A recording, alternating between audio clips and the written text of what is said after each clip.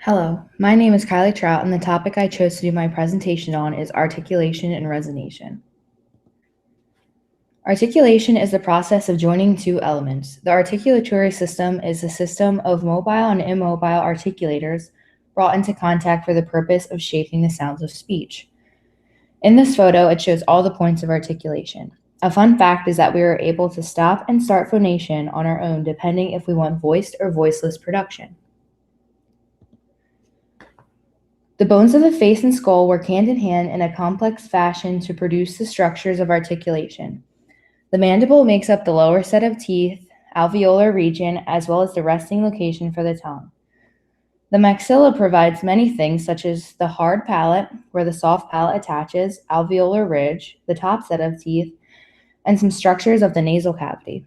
The zygomatic bone articulates with the frontal bone, as well as the maxilla, which forms the cheekbone. The core of the skull and face is the ethmoid bone. It has the crista galli that protrudes into the cranium, as well as the perpendicular plate that divides the nasal cavities. Another fun fact is that the bones of the skull, parietal, occipital, frontal, and temporal, all lie over the part of the brain that has the same name. In the oral cavity, the buzz that is produced by the vocal folds is shaped into the sounds that we call phonemes. Phonemes are crucial to language development as they help us distinguish how words sound different from each other. Articulation of speech is the process of bringing two or more movable speech structures together to form the sounds of speech. The changing speech signal is the product of the moving articulators.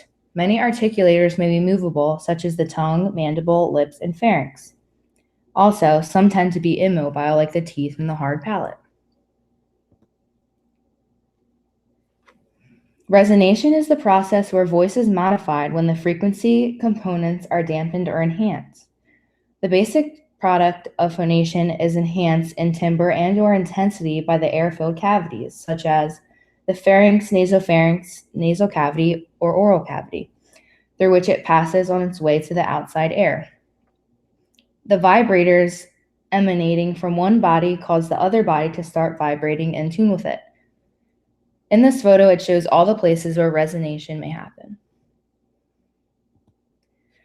There are two basic kinds of resonance: sympathetic resonance or free resonance, in which there is no physical contact between the two bodies. The resonator starts functioning because it receives vibrations through the air and responds to them sympathetically. Conductive resonance or forced resonance, in which the resonator starts vibrating because it is in physical contact with a vibrating body. The essential difference between both types is what causes the resonator to start vibrating.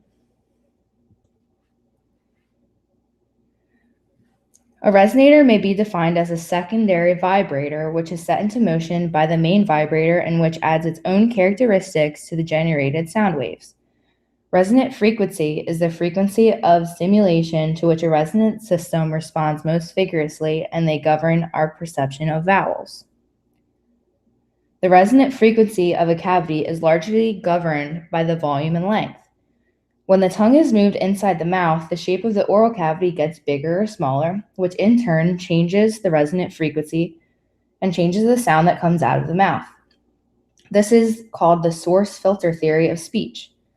The source filter theory states that speech is the product of sending an acoustic source, such as the sound produced by the vibrating vocal folds, through the filter of the vocal tract, then shapes the output. Sources may be voicing for vowels or the product of turbulence for fricatives.